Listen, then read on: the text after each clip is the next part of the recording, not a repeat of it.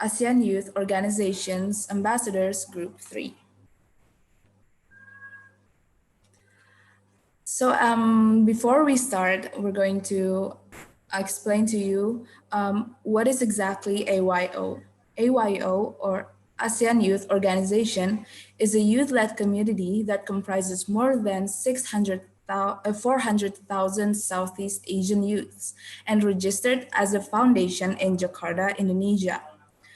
AYO is an ASEAN-approved nonprofit organization that spreads awareness of ASEAN to over 200 million young people in Southeast Asia. So currently, there are 90 committee members, 100 ambassadors, and over 7,000 active volunteers. Before we start, we're going to have a photo session. So everyone, would you please turn on your camera so that we're going to have today's photo session.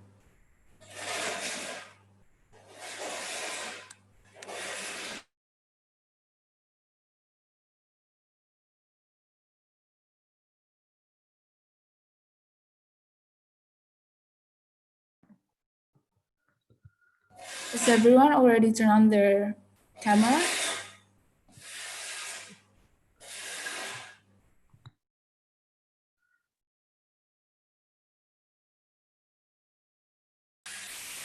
Okay, I'll count to 3. 1, 2, 3.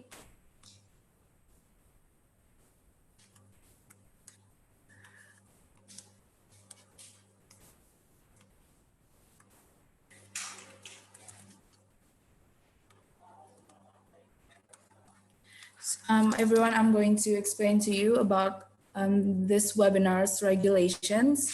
Number 1, participants are expected to turn off their microphones unless they're asked to by the speaker, moderator, or host. Participants can ask their questions in the chat box during the speaker's presentation. Participant will get an e-certificate if they have filled the registration form and the feedback form that will be delivered after the presentation ends. So now I'm going to introduce you to our webinar's moderator, Belle. Maybe you would say hi to everyone. Hi everyone, I'm Belle and I'll be your moderator for today. Hi, Belle. Hi, Belle. Fighting Belle.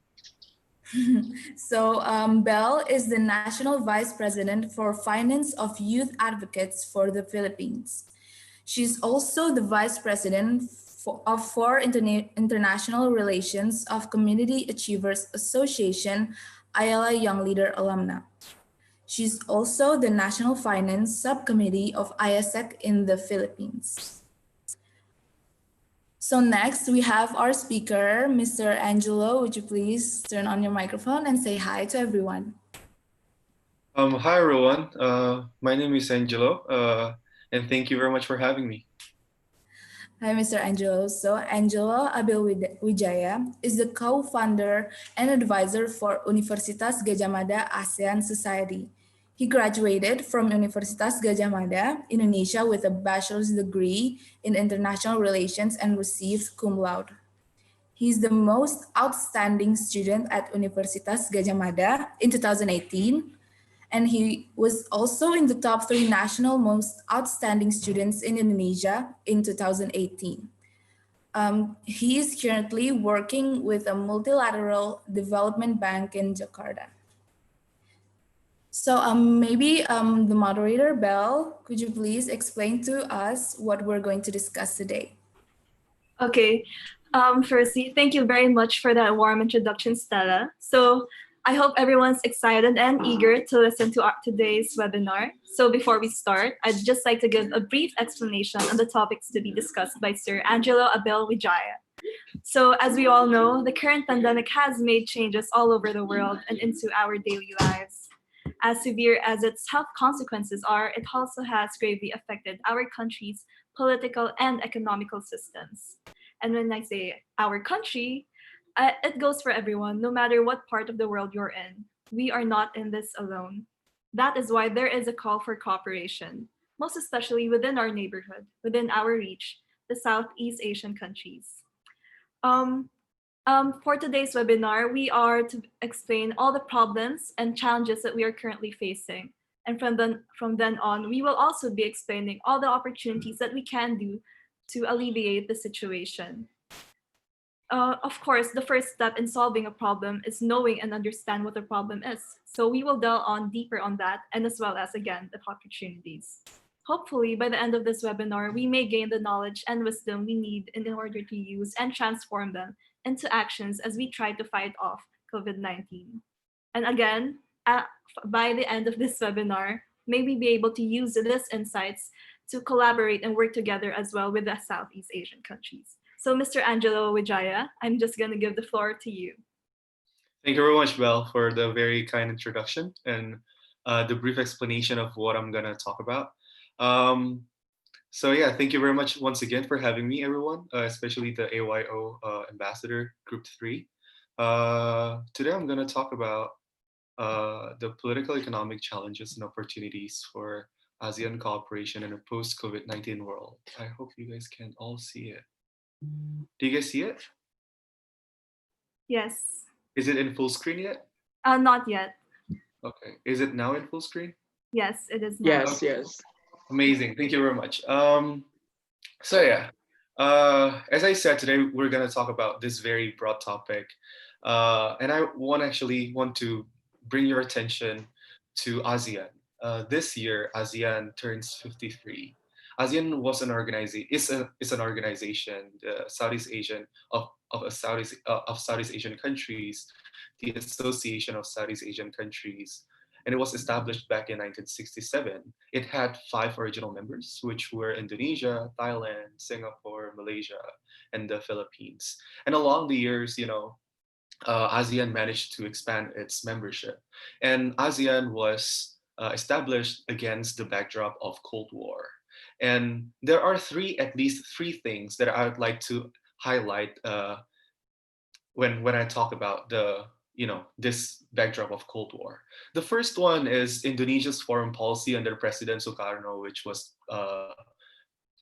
policy of confrontasi. I'm pretty sure that people in Malaysia and in Singapore, they're very much aware of what this policy of confrontasi is, because in the formation of Federation of Malaysia and as well as the Republic of Singapore, the formation of these two states were heavily influenced by Indonesia's policy at that time, which was policy of confrontasi.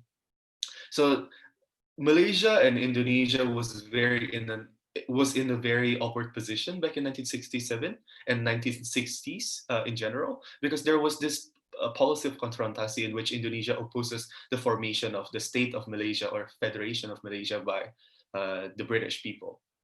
The second thing that I'd like to highlight is that Philippines and Malaysia, the newly formed Malaysia in the 1960s, were also in an awkward position against each other over the claim of Sabah, because Malaysia included Sabah in its territory, but the Philippines as well had a historical claim in Sabah area.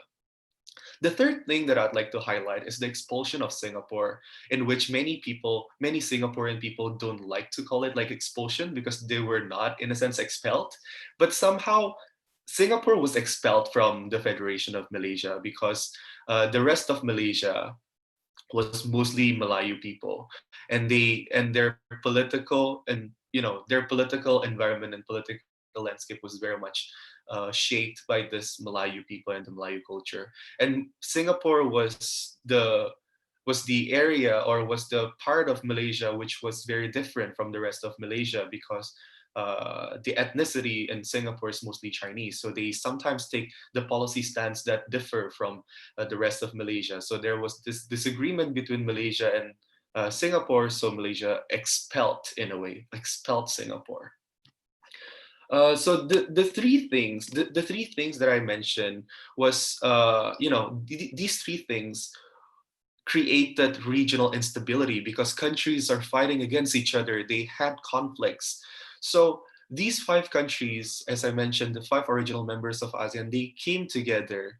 They met in Thailand at that time in 1967, and they wanted to create an ASEAN, an Association for Southeast Asian Nations. the objective of creating this ASEAN is number one, as I can say, is to create a political security stability. And number two, by having this political security, regional stability, they want to achieve an economic growth, a collective economic growth for the region. So some of you might have heard of this term called the ASEAN Miracle. The ASEAN Miracle itself The ASEAN Miracle itself was coined by this professor. His name is Professor Kishore Mahbubani. He was the founding dean of the NUS, Lee Kuan Yew School of Public Policy. He said that ASEAN has brought peace to Southeast Asia, and he called this process of ASEAN turning Southeast Asia as the most conflicted part of the world at that time to become the most peaceful part of the world today as the ASEAN Miracle. And Professor Mabubani mentioned that he called ASEAN, or he called Southeast Asia at that time in 1960s as the Balkans of Asia, meaning that countries were fighting with each other, and this is very comparable to the region of Balkan in Europe, where countries are fighting with each other and there were no peace at that time. But today, as you can see, virtually there is no war at all between ASEAN countries. So this is what he calls as the ASEAN Miracle. So now I'm going to touch upon the current situation in our world. Today, ASEAN is the fifth largest economy in the world, and it has more than 600 million in population. And ASEAN as an organization has managed to take a step forward, not to only be an intergovernmental organization, but it has created the ASEAN community. As we know, we have three communities. We have the ASEAN political security community, we have the ASEAN economic community, and we have the ASEAN sociocultural community. But then challenges remain. And there is one novel challenge that we are facing as a region and as an organization, which is the COVID-19 pandemic.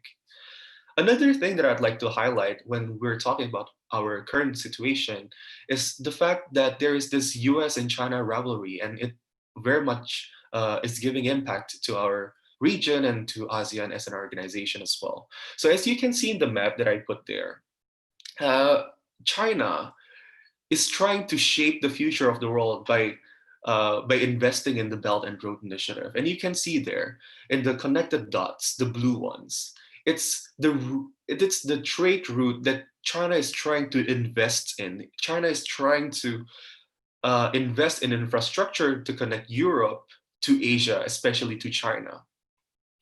In the green one, you can see there's this new idea proposed by the US called the Indo-Pacific Strategy or Indo-Pacific Cooperation. So if you see in that map, the Belt and Road Initiative by China and the Indo-Pacific Strategy by the US overlaps in most of Asia. But most importantly, it overlaps on Southeast Asia. So we're really at the heart of this geopolitical competition and strategic rivalry. I'd also like to bring your attention to the right side of the presentation where you can see ASEAN countries. We have 10 members in ASEAN, but we have 11 partners. From 1974, we received our very first partner, which was Australia. And then Australia was followed by New Zealand, and then the EU, Japan, the US, Canada, South Korea, India, and then to the last partner, which was Pakistan. So I hope that you guys understand more about ASEAN and where we are now after knowing about our current situation.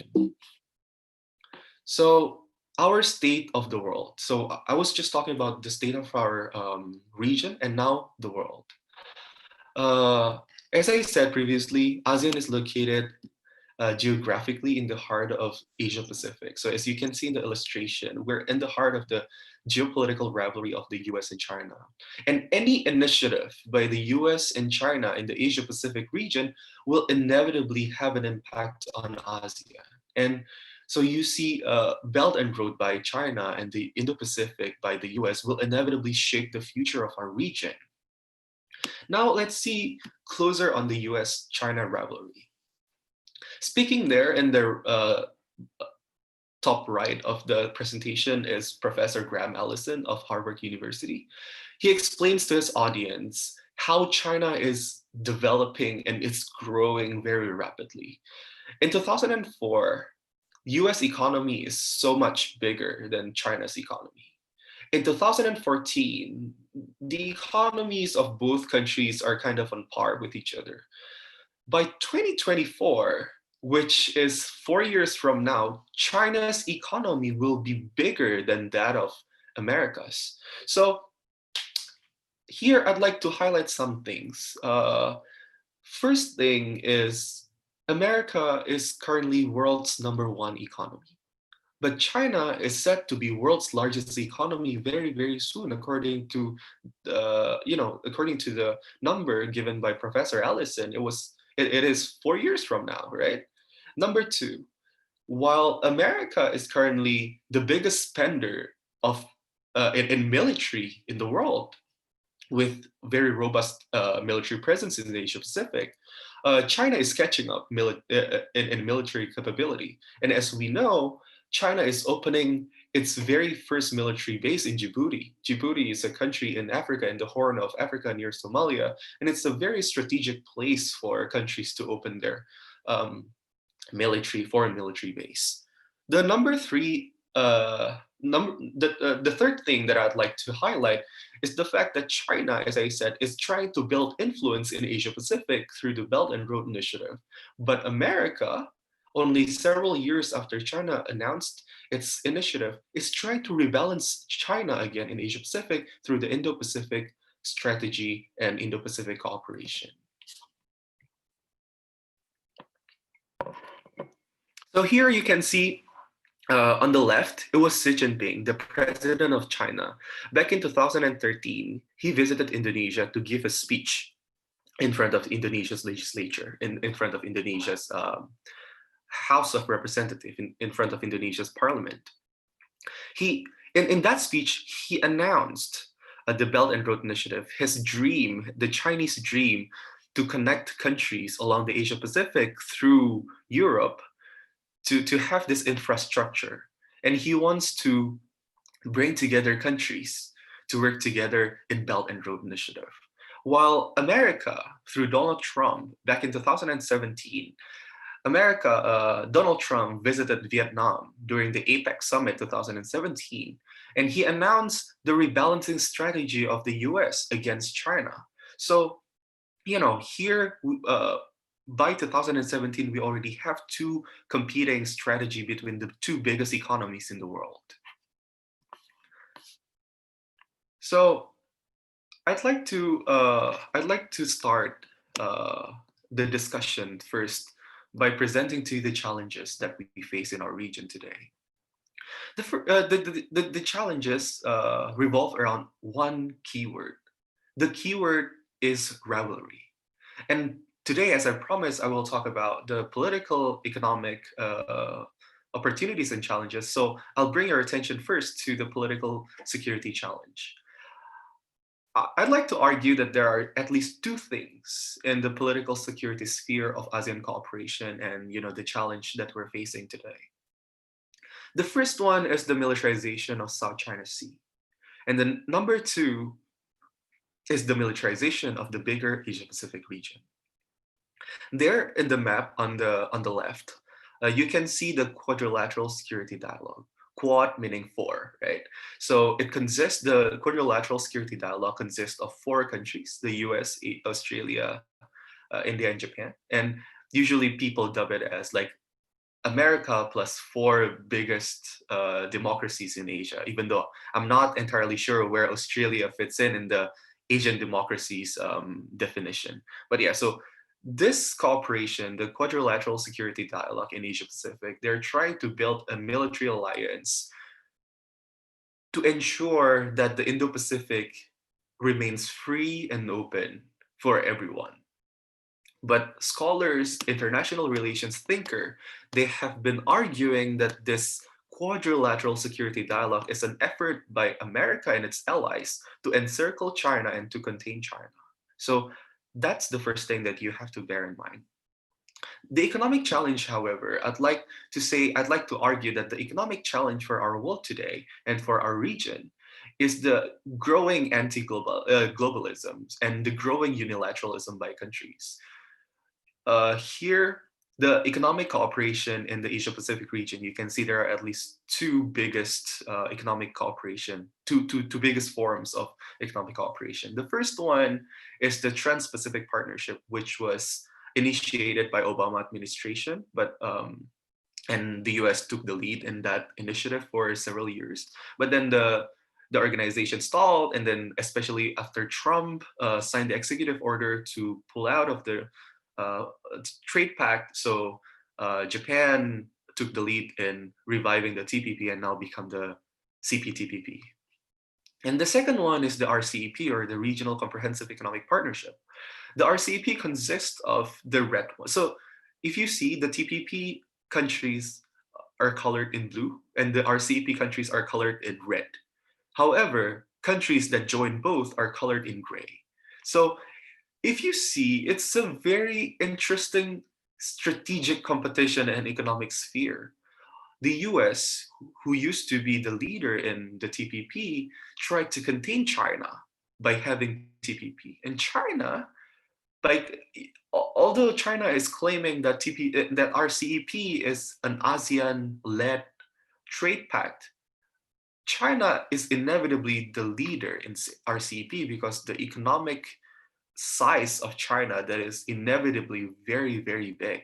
And America is excluded from RCEP. So there you can see there is this strategic cooperation, there's this strategic competition as well in trade and in economic sphere.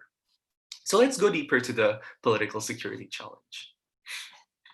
As I said, the first argument that I made is the fact that South China Sea dispute and the militarization of South China Sea is an ASEAN issue. So as you can see there, the Fiery Cross Reef in South China Sea was occupied by the Chinese, and by 2014 there was nothing there, but by 2015, according to this picture, has been built, has been reclaimed, and it becomes a military base. So the the South China Sea dispute, as you can see on the right side of the presentation, oh, is an overlapping claims between China and some other countries. But interestingly, China is fighting with four different countries that are part of ASEAN. And that is the reason why I said that South China Sea issue, South China Sea dispute and militarization is an ASEAN issue. Because China is not just dealing with the Philippines, China is not just dealing with Vietnam, China is not just dealing with Myanmar, Malaysia or Brunei, but China is dealing with four ASEAN member countries. And as you can see there, China is claiming about like 80-90% of the South China Sea. And it is in ASEAN's interest to keep this region, the South China Sea, to be not militarized and not to be a place where countries are fighting and starting a war. Because some people have said that the World War III could begin in South China Sea. But I don't want South China Sea to be the battleground of the World War III, and I hope that you don't want that too. So that is why ASEAN has the very, ASEAN has a core interest to keep the South China Sea a peaceful place for all countries in the rim of the South China Sea. But what has been happening? So what has ASEAN tried to do in South China Sea? Back in 1992, ASEAN has already seen the importance of having a document, a vision on how to guide countries in behaving in the South China Sea. By 1992, ASEAN made the ASEAN Declaration on the South China Sea. 10 years after that, in 2002, ASEAN managed to bring China on the table to discuss with ASEAN and to have the Declaration of Conduct. And then from this Declaration of Conduct, which is also known as DOC, the ultimate goal is to have a Code of Conduct, or COC. But there is a reason why I put a question mark there. because there is no sign that we will see any code of conduct anytime soon, especially because of COVID-19. ASEAN countries usually have dialogue and have negotiation in person because we have the ASEAN way of consensus and we have the person-to-person close rapport and everything. So this COVID-19 has actually stalled the negotiation on the South China Sea. So that is why I put the question mark there. The problem that COVID-19 posed for ASEAN political security stability is the fact that because of this COVID-19, Southeast Asian and ASEAN countries are very busy dealing with COVID-19 at home, and they kind of neglect what's going on in South China Sea. So China, as the news that I put down below there, uh, China repeatedly entered the disputed waters in the South China Sea. So that is why I think the title of this news is very interesting yet very justifiable. Is China taking advantage of COVID-19 to pursue South China Sea ambitions?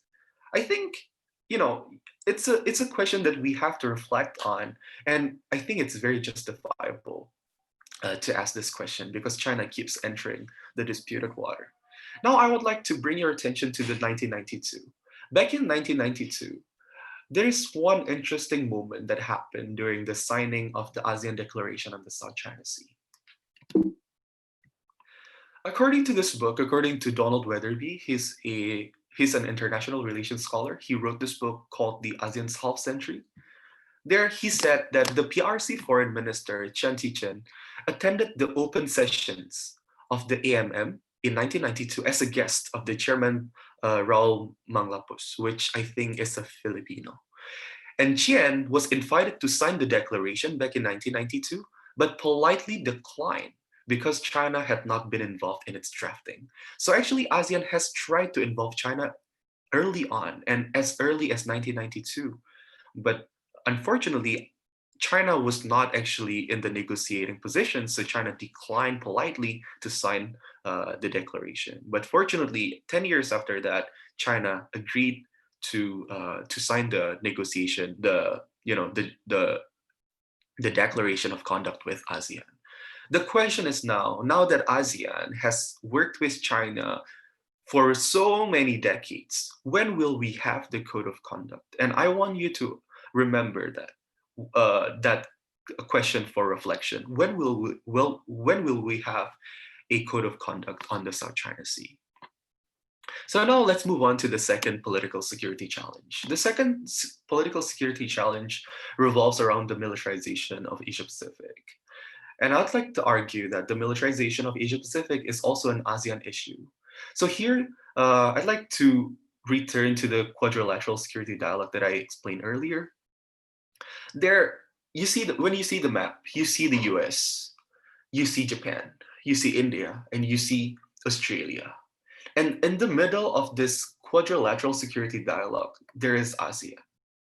The problem is, Quad seeks to contain China.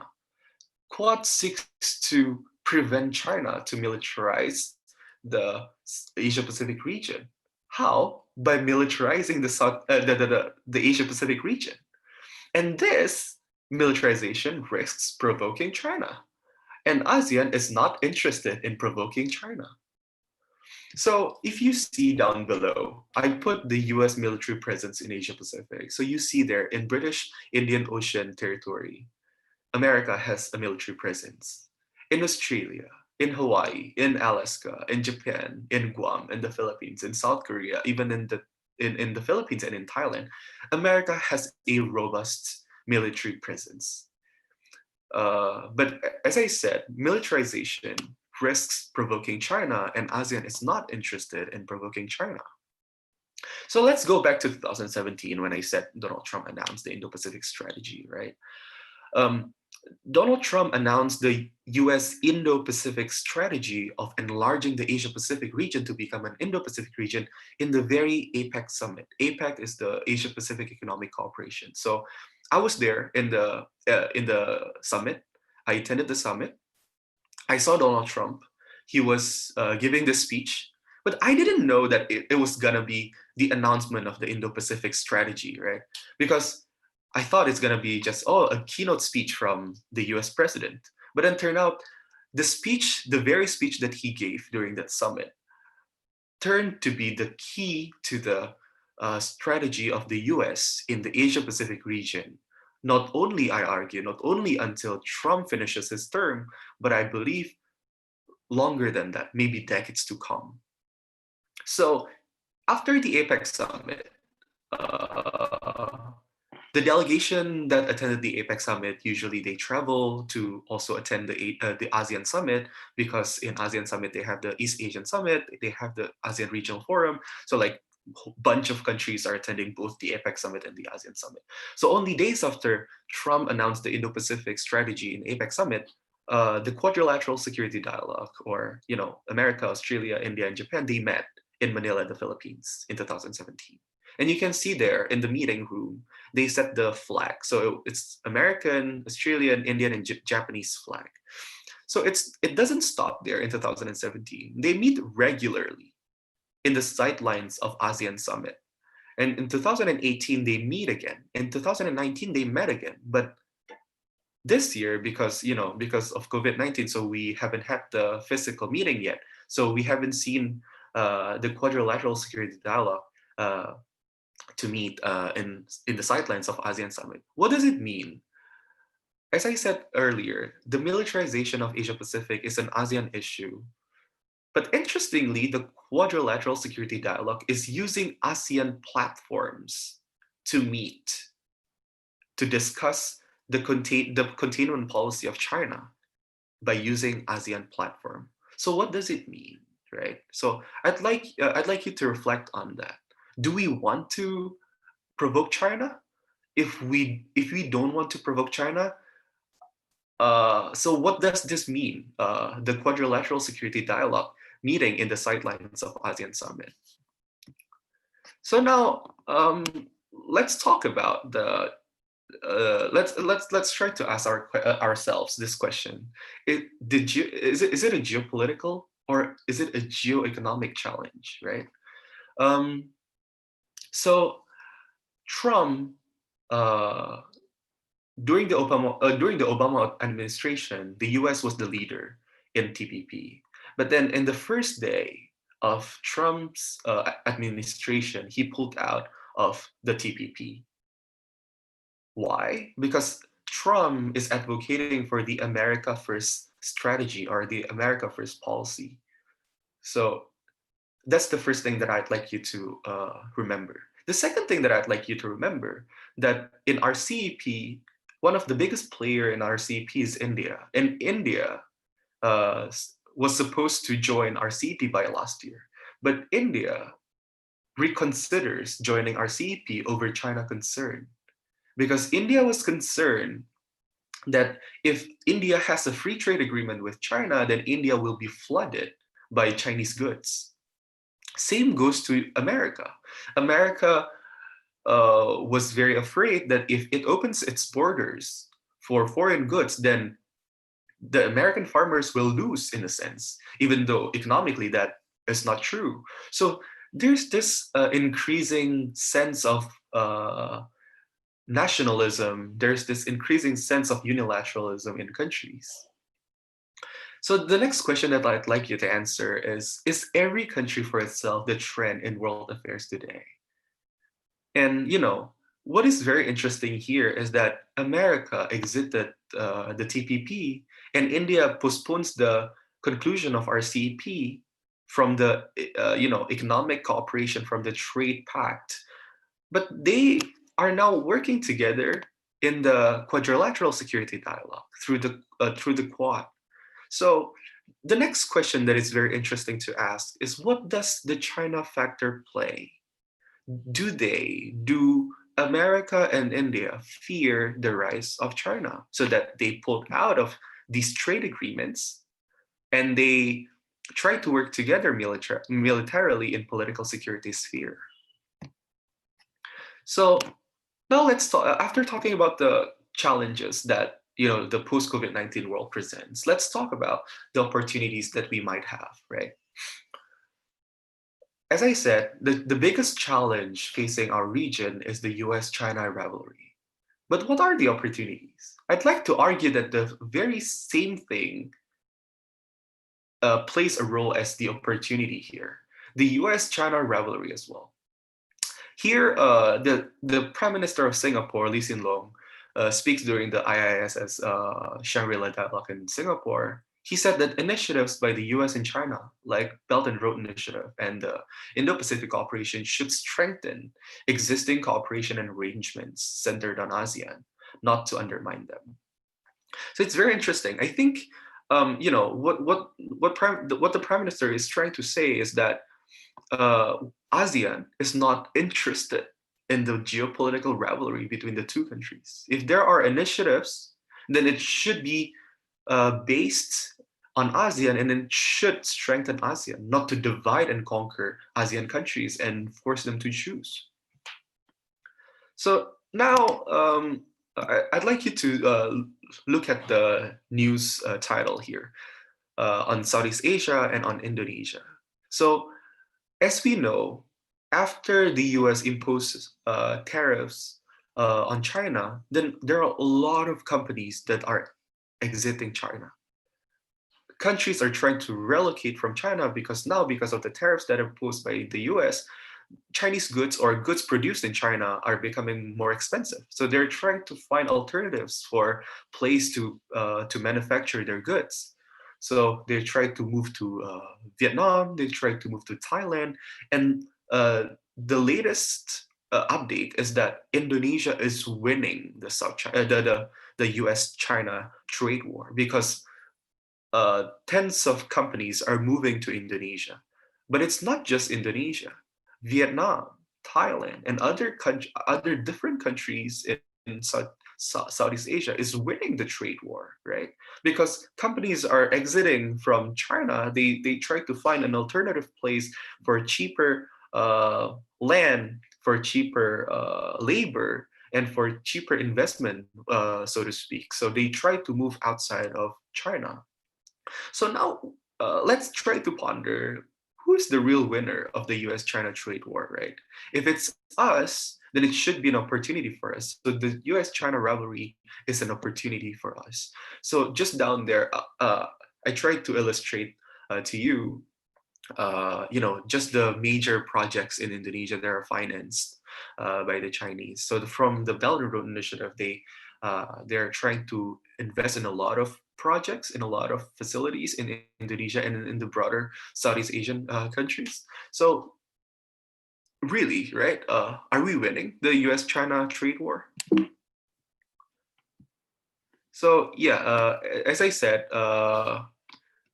the the speech by Prime Minister Lee Hsien Loong was recorded by Professor Kishore Mahbubani again, but this time through a different book. It's a very fresh book. It was just published back in March. The the question that Professor Mahbubani asked here is, has China won? So if you guys are interested to know more about it, you guys can try to read the book, and it's very interesting. So now another question that I'd like you to ponder, and I would like you to consider as well, is can ASEAN balance the competing Belt and Road Initiative and Indo-Pacific's in Indo-Pacific interest, right? This is a question that I cannot answer directly, but I want you to take a closer look on what's happening. So uh, China managed to work with ASEAN to produce this ASEAN-China joint statement on synergizing the master plan on ASEAN connectivity 2025 and the Belt and Road Initiative. How unthinkable is that in other parts of the world? For countries to sign an agreement and to actually use the name Belt and Road, because a lot of countries are they are hesitant to use the word Belt and Road, but ASEAN proudly embraces Belt and Road and would like to take the advantage of the positive things from Belt and Road and try to be careful of what possible challenge might Belt and Road pose. Number two, it's about the Indo-Pacific. So if we are talking about the maintaining the balance in the competition between Belt and Road and Indo-Pacific, I want you to take a look on the ASEAN outlook on Indo-Pacific. ASEAN back in 2019 also managed to adopt an ASEAN outlook on Indo-Pacific. So ASEAN tries to define what is Indo-Pacific according to ASEAN. ASEAN's definition of Indo-Pacific is very different from that of America's definition. America, as some scholars pointed out, say that the Indo-Pacific strategy or Indo-Pacific vision by the US is trying to single out China. But ASEAN managed to make this Indo-Pacific region as an inclusive region where all countries are not singled out. So uh, after understanding the fact that ASEAN, while embracing Belt and Road, but also is embracing Indo-Pacific, I'd like you to consider, can ASEAN maintain the balance in the competing Belt and Road Initiative and Indo-Pacific?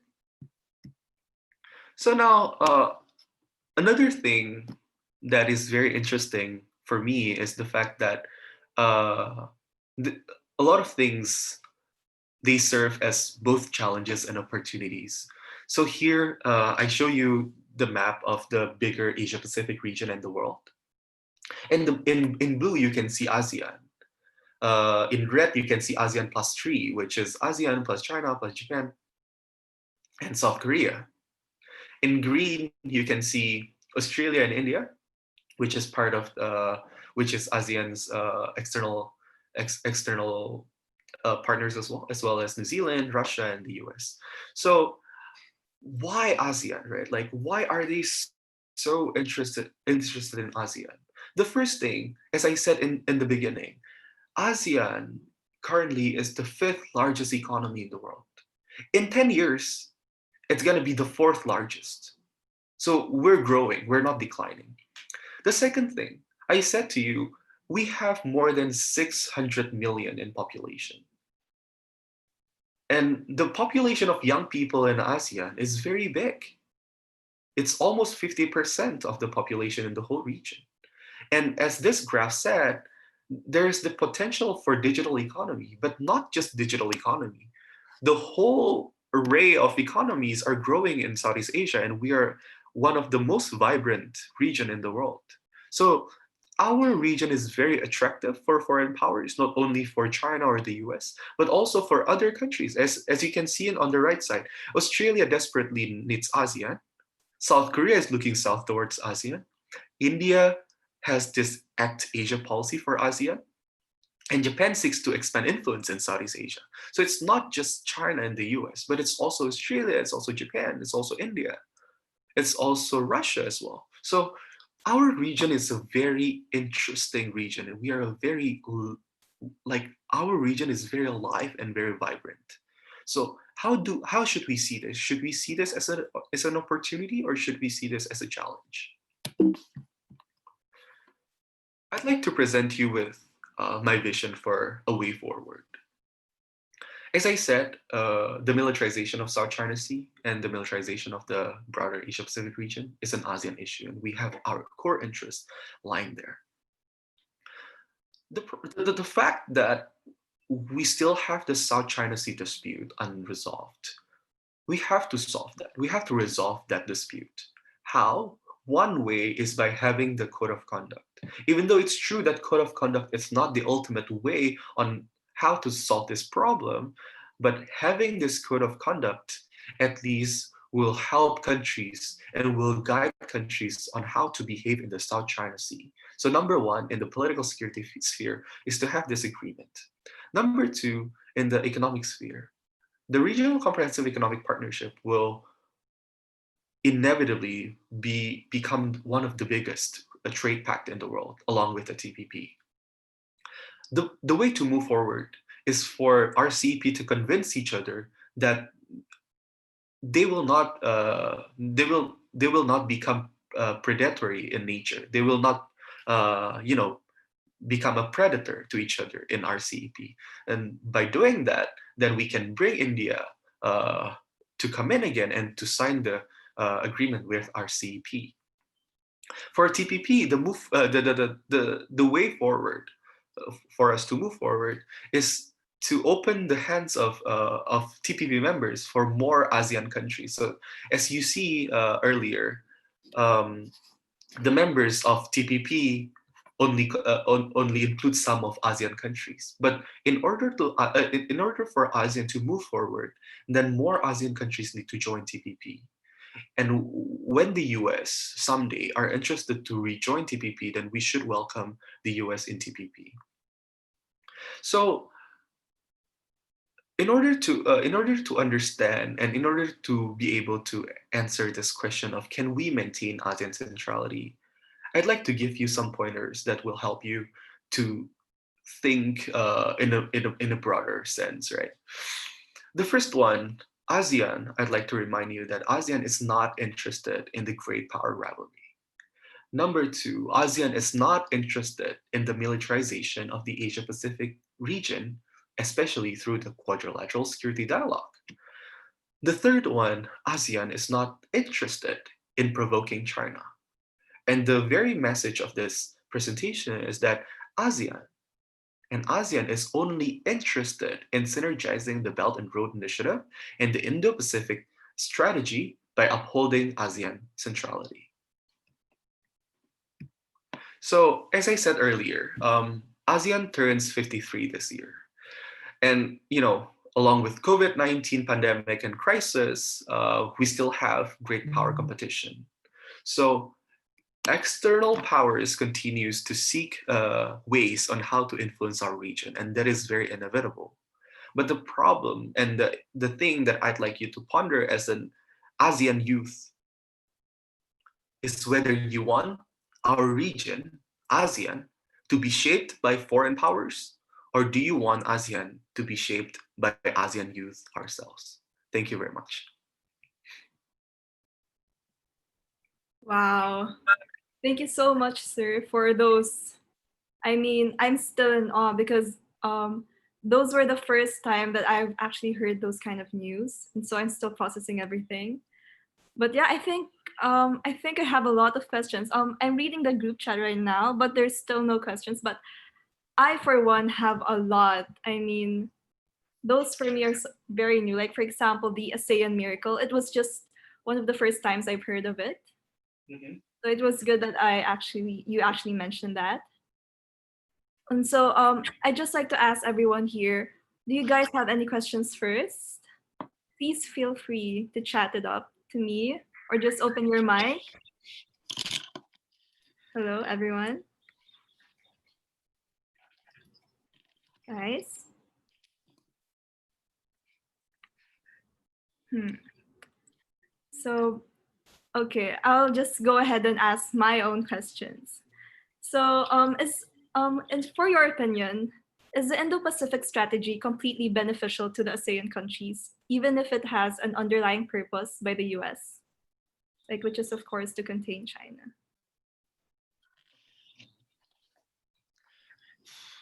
I'd say that, the fact that the US is interested once again to engage in Asia Pacific through this Indo Pacific is a good sign, right? Because um, America has been very unilateral since the beginning of Trump's administration, but they're showing their interest to re-engage with Asia Pacific. During the Obama administration, they called the policy as the policy pivot to Asia, but now they changed the name and they tried to do this Indo-Pacific.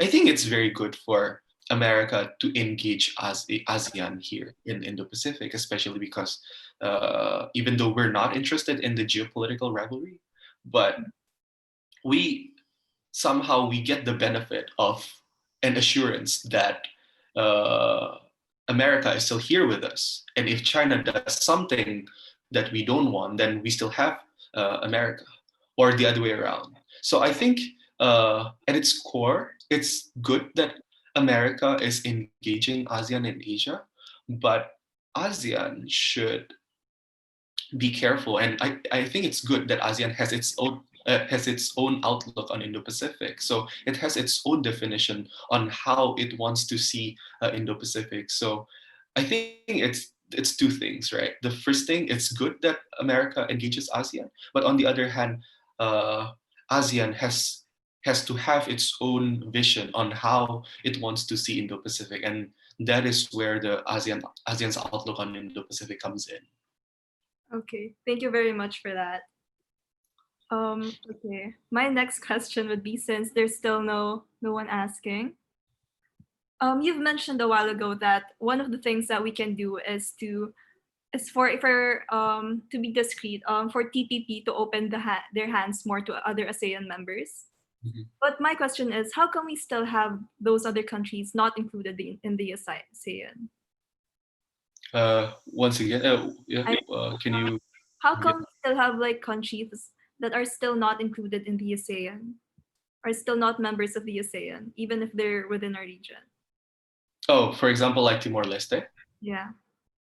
And the question is, what do I think about that? Or I mean, um, oh.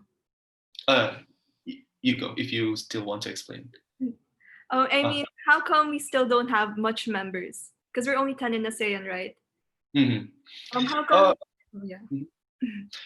I think when you ask, how come we only have 10 members, we have Yeah. to go back to the ASEAN Charter and the ASEAN Declaration back in 1967, right? Oh, Because when ASEAN was created, the idea is to have Southeast Asian countries. And even there was this debate on whether or not Myanmar is a Southeast Asian country, because Myanmar has a very close affinity with, for example, South Asian countries. But at the end of the day, Myanmar was admitted to ASEAN because Myanmar could show the quality of it being a Southeast Asian country. So, for example, let's say Australia, back in I think 2017 or 2018, Indonesian President Jokowi said, "Oh, we are very open for Australia to join our organization in ASEAN." But after scholars and after people who are very familiar with ASEAN tries to look deeper on what are the requirements to join ASEAN. One of okay. the requirements is to be that country that wants to join ASEAN needs to be located in the Southeast Asia geographic. So if countries are not located in Southeast Asia, so they cannot join ASEAN. So for example, Australia has a very big interest in ASEAN, but they're not located in Southeast Asia, so they cannot join they cannot join ASEAN. Another thing that might be interesting is maybe Timor-Leste, right? Timor-Leste is actually located in Southeast Asia, even though um, in terms of population, they're closer to those of maybe Australia or the Aboriginal Australia or like the people in the eastern part of Indonesia. But that is not a problem. Like the problem is more to the fact that Timor-Leste is a very young country, and with this configuration of 10 members, ASEAN have faced a lot of setbacks in terms of there are countries who are very developed and there are countries who are still very developing. So when they try to decide something, sometimes these countries who are very developed are frustrated to have to make a consensus with the countries that are still developing. So the process is very draggy and very long. Like for now, with the 10 configuration, let alone when we let Timor Leste to come in. So I think what we can do right now, right, is to replicate what we do in the past. In the past, I remember Laos. I remember like countries like Cambodia. ASEAN is giving assistance in terms of human resources assistance by sending people from each foreign ministers from each ASEAN members or from the ASEAN secretary to give them capacity building and training so that the people in their foreign ministry can develop and can be on the same level as the rest of as the rest of ASEAN members. So what we can do is we should help Timor-Leste to build their capacity in terms of people in the foreign ministry, for example, so that they can be on the same level as us and then they can join ASEAN in the future. Okay, thank you, sir. So I have another question from Cherry. She says she still doesn't get it. How can South China take over other region C? What's that? Sorry. How can South China take over other region C? So I think she's trying to ask, how can South China take over the other region C's? Like I Oh, mentioned a while ago. You mean why? Problem. I think the question is more like, how come China claims the whole of South China Sea? Yeah, pretty much. Um,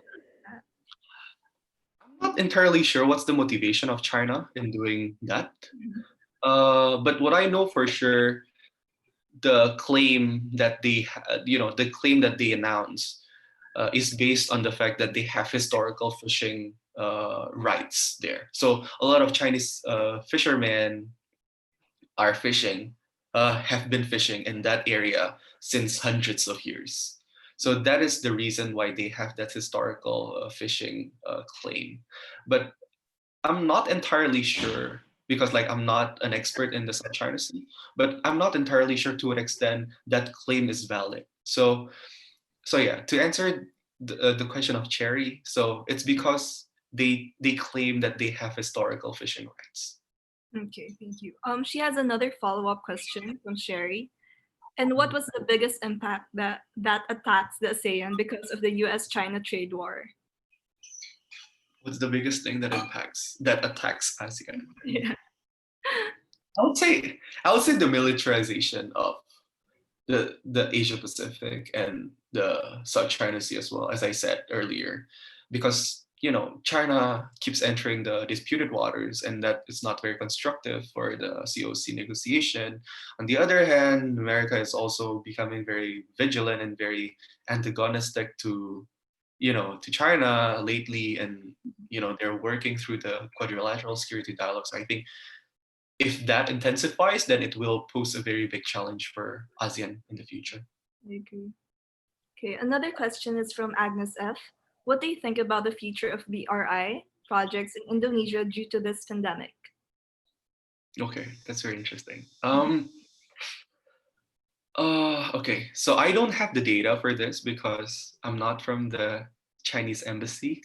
But what I know, I joined this webinar several weeks ago with people from the Chinese embassy, and they presented with kind of amazing growth in the BRI projects. The growth of trade as well from Indonesia or like from Southeast Asia to China, even during this COVID pandemic.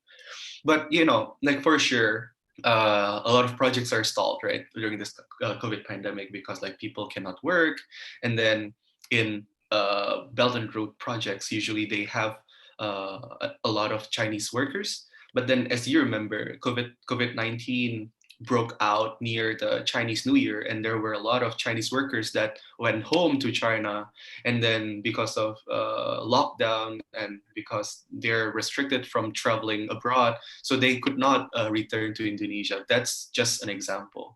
So absolutely, most of the projects will take longer than expected to finish, uh, but I still see that Belt and Road Initiative, especially in Indonesia and in Southeast Asia, will outlive the COVID-19 pandemic. So COVID will not kill the Belt and Road Initiative. Okay, thank you. Another question was sent privately, so I won't disclose her name anymore. Her question is quite long, so I'll just get directly to the question. Is it true that COVID-19 has developed a trap of Chinese economic and political influence in Southeast Asia? It's more of like a personal opinion, I think. Can you repeat that? Is it true that COVID-19 has developed a trap of Chinese economic and political influence in Southeast Asia? Mm, I'm not entirely sure with the question because, like, what does it mean by trap, right? Um, what I can say is that from what I know, the projects of like the Chinese projects, the Belt and Road projects are still going on and still they're the projects are still happening. People are still doing the construction and everything. But in terms of trap, we really need to be careful when we use the word trap, right?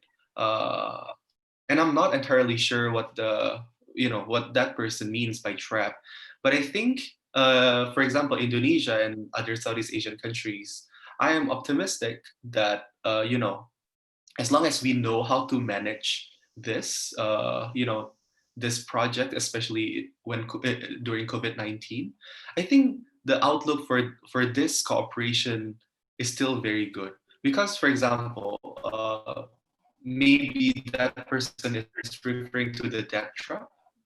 Um, I would say that as long as Indonesia does the calculation and the risk assessment before they take the loan or they take the funding from the Chinese, as long as they do the risk assessment right, I think we will never fall into that trap because that trap, like countries will only fall into that trap when they didn't do thorough assessment, and it doesn't only apply for the Chinese loan, for example. It happens for loans given by other countries as well. So I think it lies on the responsibility also lies not only on the giver but also on the receiver. The receiver should do a thorough assessment before they take the loan in the first place. So I think that's how will I approach this question. Okay, thank you. Okay, next question would be from Emira Anjani. So, as a result of the COVID-19 pandemic, a lot of countries are experiencing economic decline. Some are more vigorous than others. In your opinion, how do you think this impacts the economic rivalry, not only between the US and China, but also between the TPP and RCEP, or even amongst ASEAN countries? Mm, I think for TPP, right? TPP and RCEP, the initial idea for TPP was to contain China, and for the RCEP is like the idea is to have China inside and the US outside. But I don't really see the competition that much, especially after the US left TPP. So I think even there's this COVID pandemic, I don't think there's I don't see there will be any change in dynamic in the TPP RCP.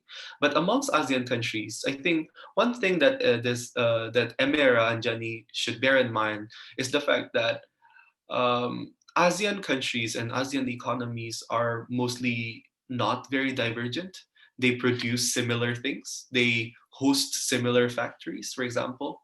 So I think the competition between ASEAN countries uh, will not that be fierce because, like in the first place, they're not competing. Um, but yeah, even like during the latest ASEAN summit, they still uh, they still believe that they should work together instead of competing.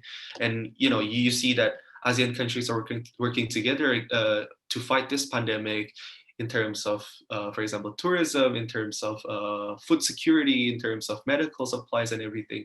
So I don't see this COVID-19 will turn ASEAN countries against each other, but instead they will work together on how to fight this pandemic off of this region. So as I said, through medical cooperation, through economic cooperation in tourism, and even in MSMEs. So that's how I see the situation. Okay, thank you. I hope that answers the question. So next is sent to me privately. So what is the ASEAN concern to recover the recession economic currently as the impact of COVID-19, which is not only for the economy, but also micro and global economy for ASEAN? So basically, what is the ASEAN concern for the recovery of the recession economy? I'm not entirely sure about recession and economic, situation. So, and I strictly said in the beginning that I will not talk about like ASEAN's economy. So I don't think I'm fit to answer this question. Okay. Another question sent to me privately, which is I think quite vague, but okay, let's go ahead and ask it. What can we do for growth of our country, and so our country could care more about the potential of our country? Okay. I Just feel that's a very yeah. thing. I would say it goes back to each government, right? I think every government in ASEAN they have their own strategy on how to pursue their growth, and countries, especially developing countries, they are not alone.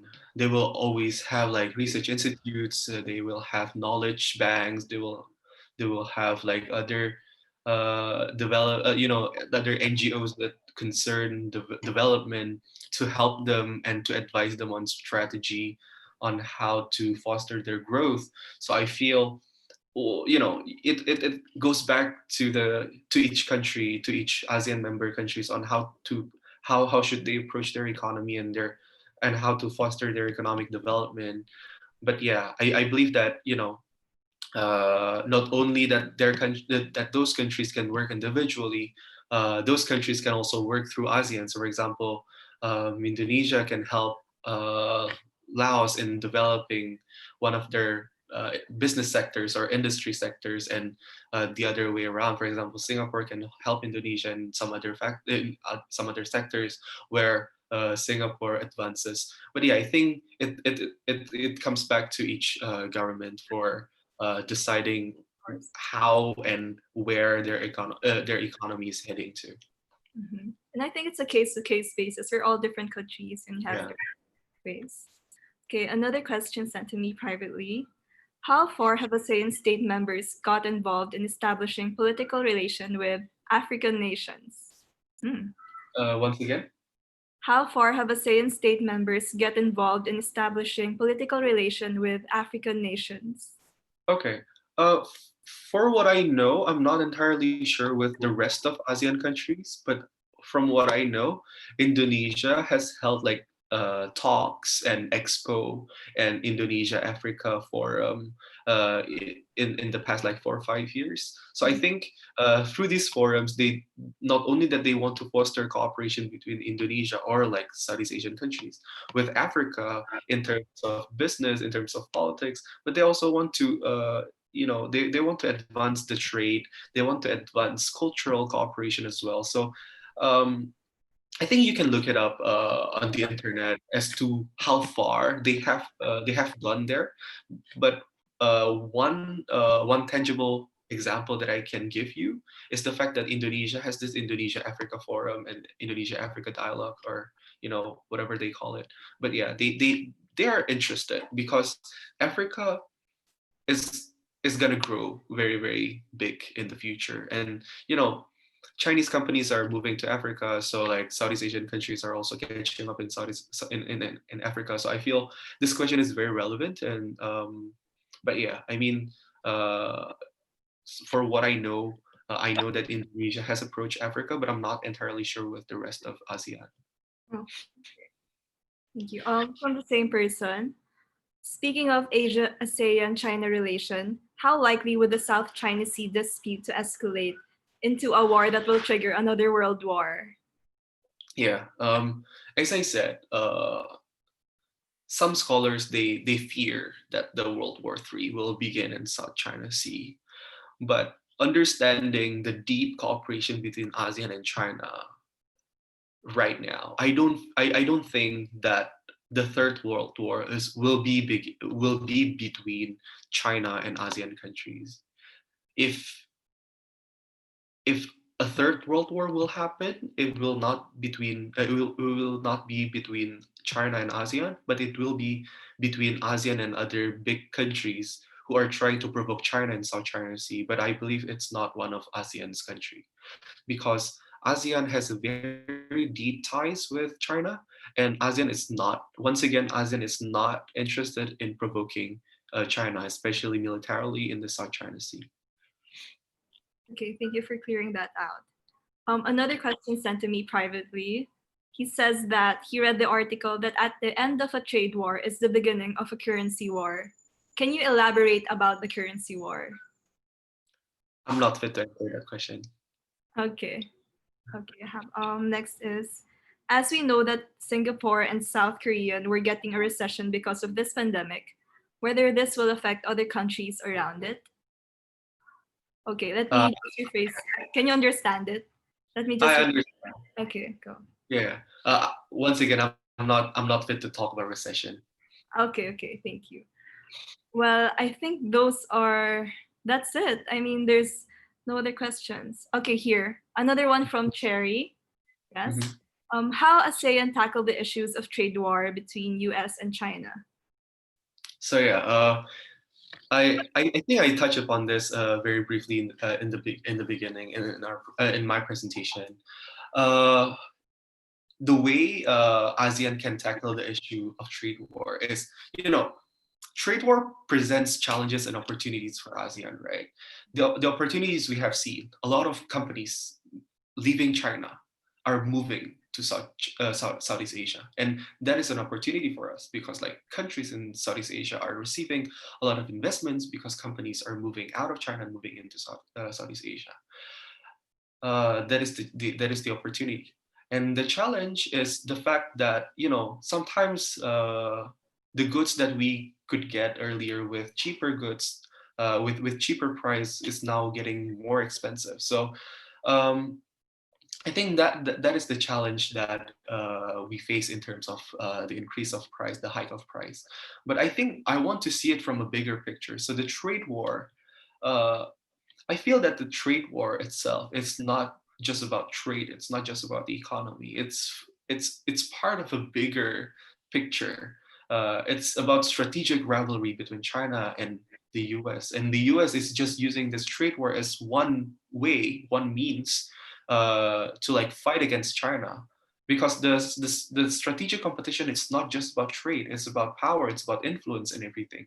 So I feel for ASEAN to be able to go through this competition, not only in trade war, but also in the great power rivalry, is to be able to smartly engage both China and the US and to find the balance where ASEAN can work together with the US and China without provoking each other. For example, as I said, if ASEAN wants to engage China in South China Sea, then the US should let ASEAN engage with China in South China Sea and not try to provoke China by militarizing the Asia Pacific region using the quadrilateral security dialogue.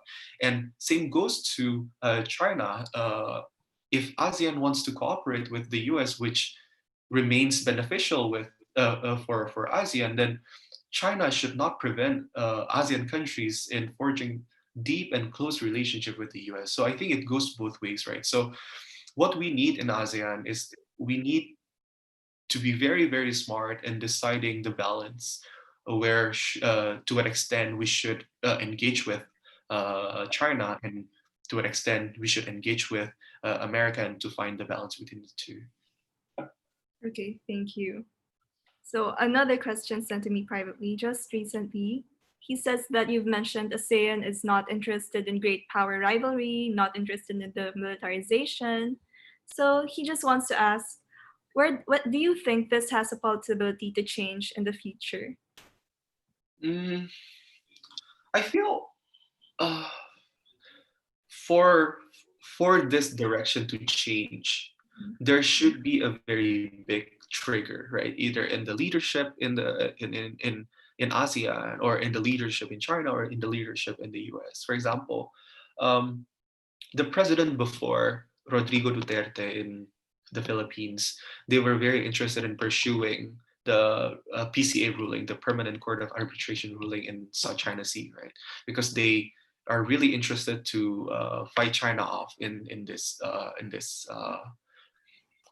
field, in South China Sea dispute. But after Rodrigo Duterte took office in 2016, only like several days apart from the announcement of the tribunal ruling on the South China Sea, then Rodrigo Duterte changed the whole direction of Philippines foreign policy, uh, from the one that is really eager to fight China to the one that wants to engage China, even though there is domestic demonstration and everything. But Rodrigo Duterte has visited China, I think, more than Indonesian president visited China. Indonesian president visited China for like 4 or 5 times. I think Rodrigo Duterte visited China for like, I don't know, maybe like 5, 6 times. So I think there's this trend of ASEAN countries being interested in engaging China, and because they believe in this hedging strategy, right? Like on the one hand, they want to uh, fight China on the one issue, but they also believe that fighting China only will not be beneficial for them and for their future. So while they are fighting China in one aspect, they are also engaging China in other aspect, because that's the nature of international relations, right? We cannot, there in international relations, there's no permanent enemy and there's no permanent friend. So it's just how countries maintain the balance um, you know in engaging countries and in like in fighting them in a sense. Okay. Thank you for that. I really know about that topic because I personally am from the Philippines, so I really got what you were saying. So yeah. I think this would have to be like the last question. And again, uh, it is from Agnes F. In your opinion, is there any correlation between COVID-19 and ASEAN's potential decline of trust toward China? Okay, this is very interesting. Yeah, I think at first, the trust of not only ASEAN but the trust of the world on China was very in the new low when China first reported the case, right? Because like there's this cover up in the municipal government by the Wuhan government, which was finally replaced by the central government because they tried to do this cover up. There's this decline of trust at that time. Can we trust China for covering up COVID cases in the first days of the epidemic at that time? But then now, seeing this, China has managed to keep the number at 80,000 cases. Indonesia, only last week, we exceeded China's case. We have now more than 90,000 or 100,000 cases. Indonesia's population is only 270 million people. China has 1.2 billion. And the number of cases in Indonesia is more than that of China.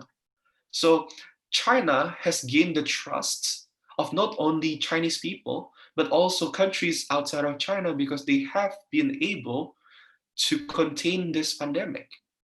Even like countries like Indonesia, we are still struggling because the numbers are still increasing and we exceeded China's number.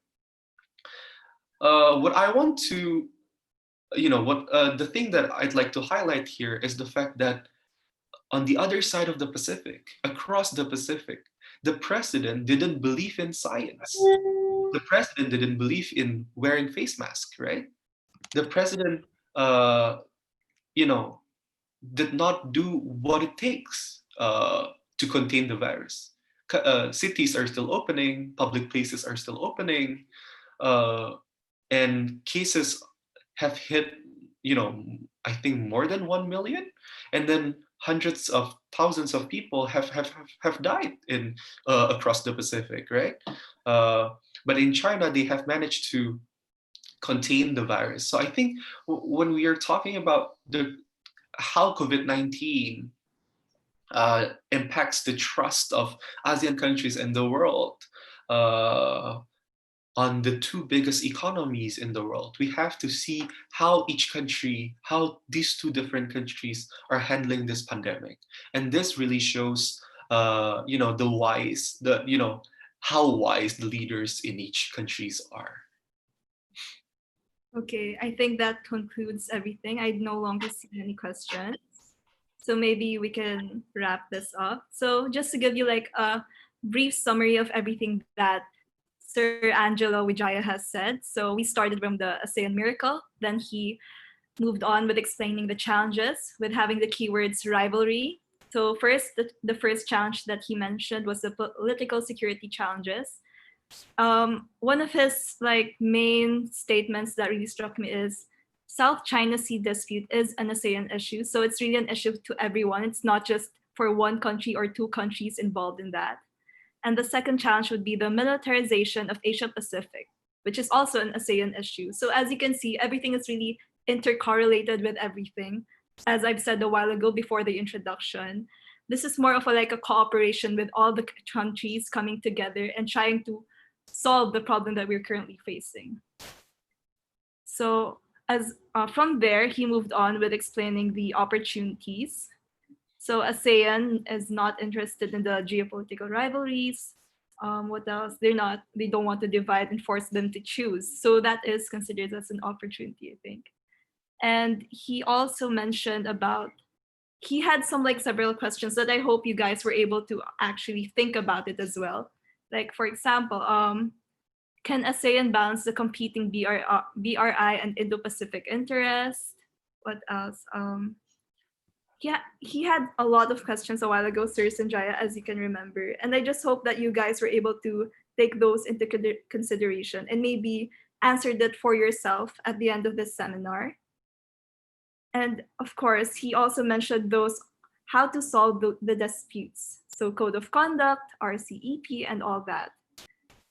So I guess my biggest takeaway would be personally for myself. I think the biggest takeaway is that not everything is just affected with one country. I think I'd like to emphasize on that because, like you said, it's just we can't just say it's just China and the Philippines. It's not just this particular country.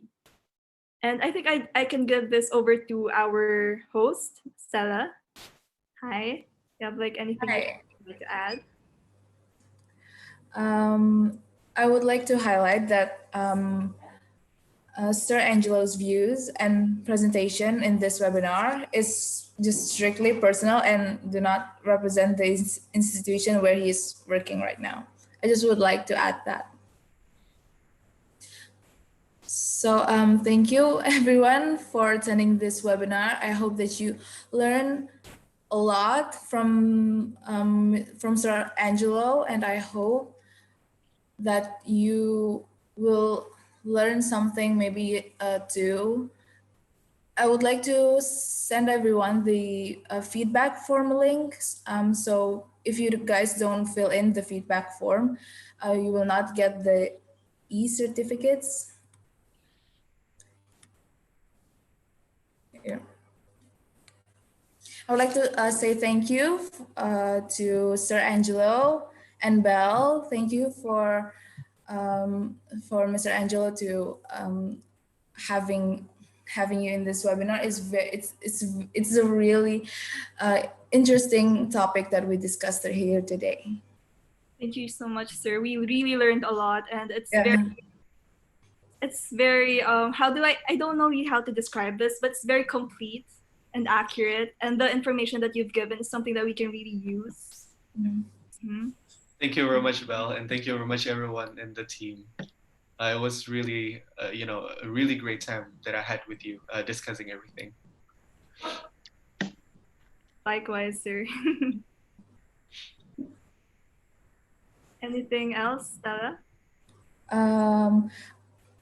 If you have filled the form, you can leave the meeting as well. I would like to say thank you to everyone for attending this. I'd like to say thank you again. It's been a great opportunity to listen to what Sir Angel has to say. And it's really inspiring to me personally because to me as a student, as a high school student, I don't really know much, but now I learned a lot and just a lot. So I want to say thank you. Thank you as well.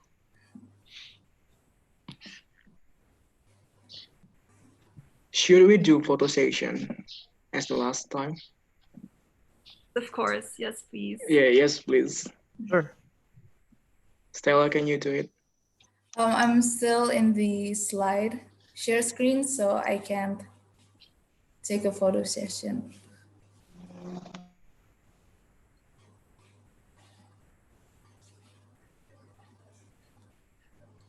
Maybe Belle, would you like to assist us to take another photo session?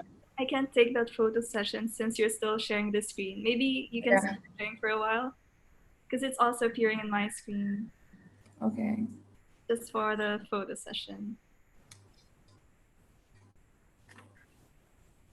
Okay. Smile, guys. 1, 2, 3. Okay.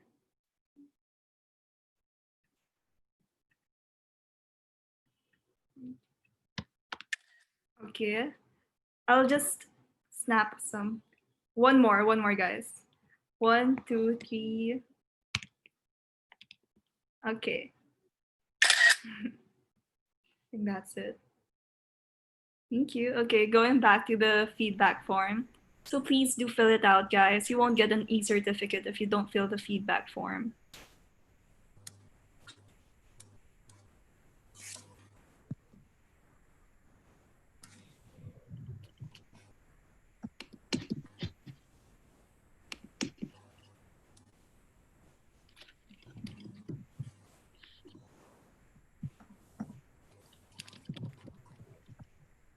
So maybe you guys can like take this as an open space. Maybe you just like to share your thoughts or feedbacks on what you think, what you learned, or any reactions from the webinar. Just feel free to open your mic or just chat it up in the chat box.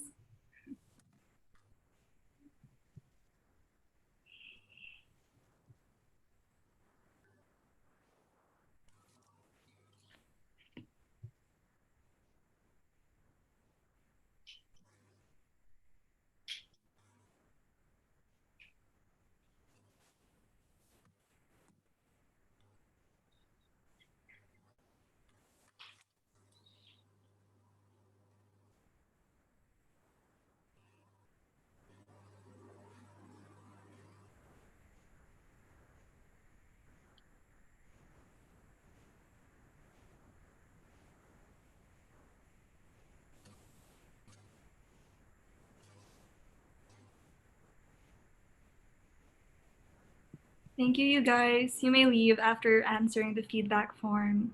Yes, thank you guys. Stay safe, please. Yeah. This COVID-19